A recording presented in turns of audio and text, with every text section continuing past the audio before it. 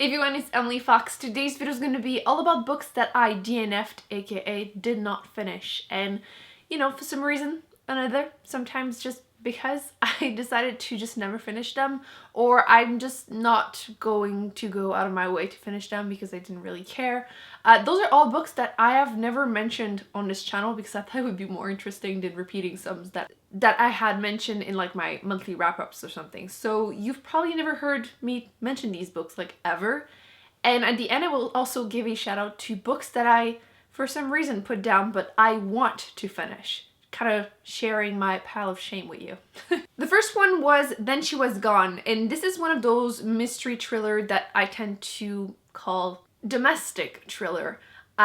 You're following basically women that are wife or women in title, and they're usually alcoholics or unreliable. In this case, I read half of the book and just put it down and never picked it up. I just didn't care. And it just felt like all the other mystery thrillers I had been reading. That was last year and I just never finished it.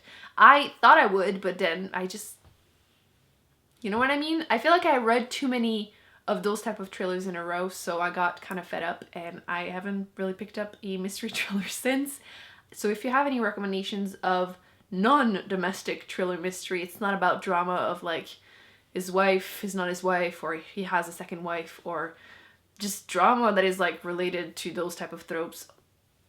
No coma, no alcoholism, no, please let me know.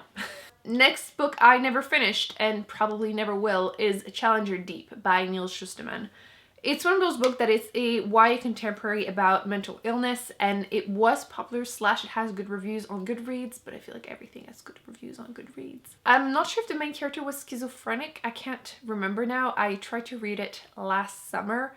I was listening to it as an audiobook. Actually, I had to walk somewhere and I had no audiobook, and this one was available in my library. I knew I owned the book, so I was like, oh, you know, let me just listen to it. So I will be doing two things that are important at the same time. And I was so bored throughout the whole walk and I just could not get into it. I definitely feel like this is something that you will enjoy more if you are someone that loves YA contemporary / that might try to relate to the main character or something, but no, in this case, that's definitely a book that I put down for a reason. I just could not connect. I just didn't enjoy it at all. Ooh, the next one. The Life-Changing Magic of Tidying Up. Okay, hear me out. I tried twice on like 2 different occasions to go through this, and I have since changed my mind about a lot of stuff, but at first, again, hear me out. I'm not someone that believes in those type of things. I'm not someone that enjoys reading self-help books because they make me feel secondhand embarrassment / I roll my eyes a lot, and I kind of wish I could benefit from them. Like I wish I was one of those people that like, oh, it changed my life, but it just never does. It just doesn't, and I can't deal. So in this case, the first time I read it, I put it down with the whole like spark joy and stuff. It's just too mushy for me and I just could not connect to it. I then decided to give it a second shot because it was so popular, and I got way further into the audiobook. I was trying to listen to it as I was doing my, you know, spring cleaning, trying to motivate myself, and I also still could not connect with the author. Like listening to her life story about like her constantly trying to clean everything in the house, and the way she was describing it felt kind of unhealthy to me. Like it felt like a little bit like an obsession, and yeah, I still put it down, could not finish it. I have since watched the TV show and I'm in love with Marie Kondo. She's like the loveliest / most wholesome person ever. And I have changed my mind about her, but I will still not continue the book. It's just not for me.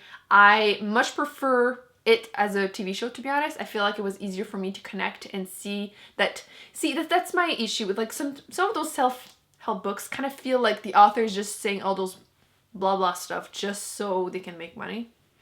And seeing her in action, I realized that's definitely not the case for her. She does love mess, and she definitely wants to actually help people. So yeah, I do like her as a person, but unfortunately the book is just not for me. I do want to implement more of those cleaning my house type of stuff that she mentions, but yeah, the book format was just not for me. I am not planning on continuing it. Actually, all the other books are nonfictions too, because I tend to listen to audiobooks that are nonfiction because I find them very easy to like listen to a few minutes, put it down, and you can, you know, you don't feel like you're missing out on anything if you don't keep, you know, listening to an hour at a time, for example. I feel like sometimes fantasy or more complex books can be difficult to do that with. So I get them from my library too, so it's not a big deal if I don't finish them. And I have a few. The first one was Being Immortal, and this one is a bit more serious. It's kind of about how the author realized that there was a big crisis about how, now obviously the exact word is like not coming to me, old people places. There's a proper word in English for this. And he was kind of realizing how it wasn't helping anyone and how kind of just wanting to research the challenges that happens whenever you're getting older and what kind of makes a positive difference or a negative difference in people's life and everything. And I thought it was actually really interesting / maybe a little depressing. And it was returned eventually at my library, and I just never felt the need to finish it. I don't even know where I was at into it.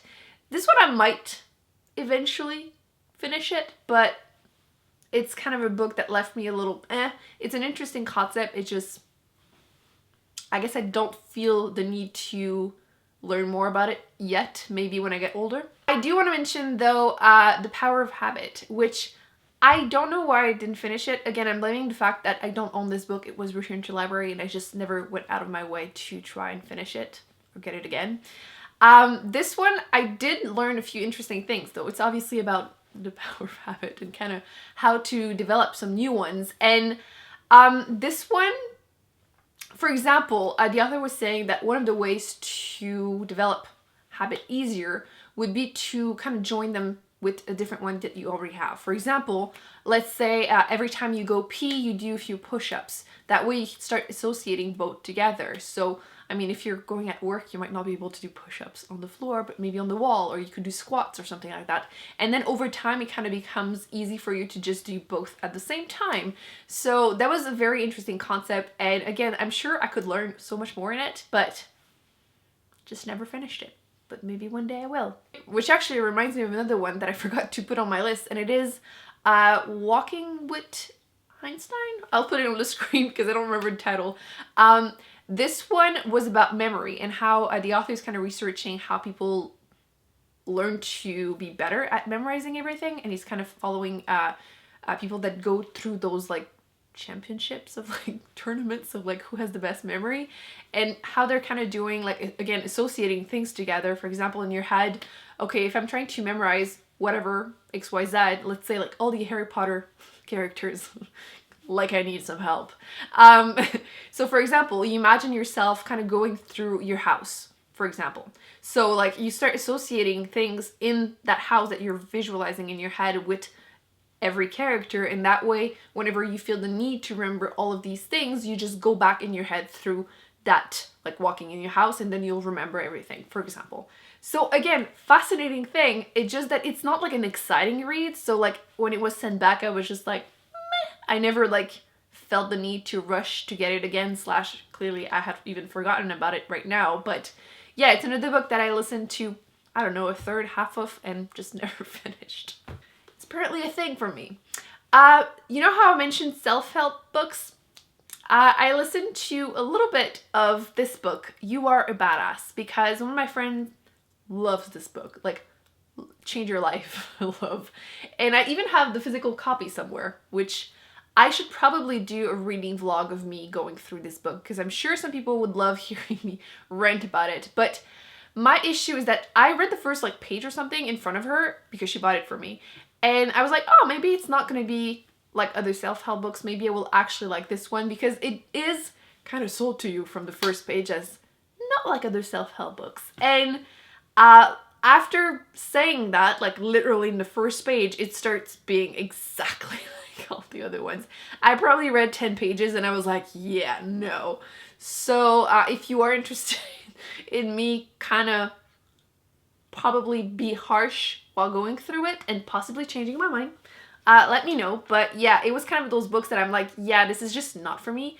I wish, again, it was something that could change my whole life, but I just can never do it. Like my brain just doesn't let me. It's like too not negative, but just like skeptical and just like, yeah, sure. You know what I mean? So yeah, never finished it. Possibly will. Possibly. My friend would love if I did, but I just get that cringy stuff, you know, it gets to me. So those are the ones that I haven't finished yet. I'm not in a rush to finish. I might for some of them, most probably not. But the ones that I am planning on finishing, possibly in a like monthly reading vlog or something of like going through my pile of shame. I have 4 of them with me here. The one that okay, let's start with the 2 that I'm the most excited about. The Song of Achilles by Madeline Miller. Why have I not finished this book? I have no freaking clue. This is a kind of historical fiction / fantasy, because it's not real history, about Achilles. And it's a love story, and I read 178 pages and just never finished it. I loved Circe by her, and I listened to that one as an audiobook, and I feel like that's probably what I should have done with this one, because the story just sounds beautiful, to be honest. But yeah, I'm absolutely planning on continuing this and finishing it because I did enjoy it. It just, I could feel the heartbreak kind of coming, and I was like, and then just never finished it, and it's kind of residing behind this chair. That's where my pile of shame usually is. So that's a book that I've never finished, but I am very much wanting to finish. And that's the one that, my excuse is that I was kind of listening to it as an audiobook while reading it, because sometimes I do that. And it's a nonfiction book, which again, it seems to be a thing I do a lot. And this is The Immortal Life of Henrietta Lacks by Rebecca Skloot. And this is the fascinating / kind of horrifying story of Henrietta Lacks. Basically, they took a sample of her cancerous cells and decided to use it. Actually, nowadays it's like everywhere, to do some testing, and she never made any of that money, nor her family, and still nowadays is how it is. And yeah, it's kind of a sad / interesting story, I guess. And I got to the point where it was very, very sad and she was like dying, so I was like, but yeah, I have the physical book. It is on the pile of shame. When I do that vlog, or when I do go through them all, I will for sure finish this because it was super interesting, and it's obviously an important topic too, so I will be finishing that one for sure, but I haven't. And I don't know if that's where I was at in the audiobook, because my book is saying 126, but when I do get it back from my library, for sure they will give me the exact moment to put it down. Another book that I didn't finish is this one. This is The Enchanted by I DNFed.